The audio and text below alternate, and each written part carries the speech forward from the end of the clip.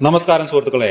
സിനിമയിൽ അസിസ്റ്റന്റ് ഡയറക്ടറായി തന്റെ കരിയർ ആരംഭിച്ച് മലയാളികൾക്ക് പ്രിയപ്പെട്ട സംവിധായകനായി മാറിയ വ്യക്തിയാണ് ലാൽ ജോസ്.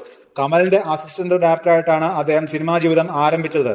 പിന്നീട് 1998 പുറത്തിറങ്ങിയ ഒരു മറവത്തൂർ കനവ് എന്ന ചിത്രത്തിലൂടെയാണ് ലാൽ ജോസ് സംവിധായകനാവുന്നത്. ഇന്ന് സംവിധായകൻ, നടൻ, നിർമ്മാതാവ് എന്നീ മേഖലകളിലെല്ലാം അദ്ദേഹം തന്റെ കഴിവ് തെളിയിച്ചിട്ടുണ്ട്. ഇപ്പോൾ മമ്മൂക്കയുടെ കയ്യിൽ നിന്ന് തനിക്ക് ഒരുപാട് ചീത്ത കേട്ടിട്ടുണ്ട് എന്ന് പറയുകയാണ് ലാൽ ജോസ്. ഒരു ഓൺലൈൻ മാധ്യമത്തിന് നൽകിയ അഭിമുഖത്തിൽ സംസാരിക്കുകയായിരുന്നു അദ്ദേഹം. മമ്മൂക്കയുടെ കയ്യിൽ നിന്ന് എനിക്ക് ഒരുപാട് ചീത്ത കേട്ടിട്ടുണ്ട്. സംവിധാനം ചെയ്യുന്ന സമയത്ത് ഷോട്ട് എടുത്തു കഴിഞ്ഞ് അത് ഓക്കെ ആണെങ്കിൽ നെക്സ്റ്റ് എന്ന് പറഞ്ഞ് ഞാൻ അടുത്ത പരിപാടിക്ക് പോകും.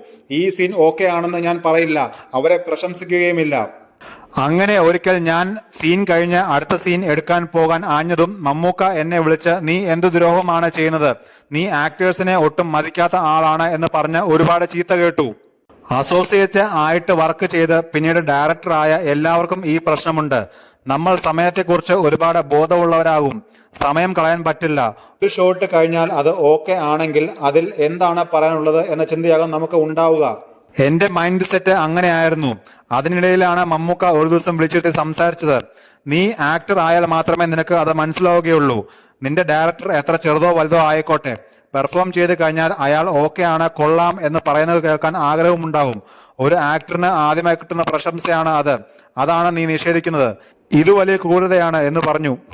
അതിനുശേഷം പുതിയ ആളെ വെച്ച് പടം ചെയ്യുമ്പോൾ അത് ജൂനിയർ ആർട്ടിസ്റ്റ് ആണെങ്കിൽ പോലും ഞാൻ ആ ഷോട്ട് കഴിഞ്ഞാൽ നന്നായിരിക്കുന്നു എന്ന് പറയും.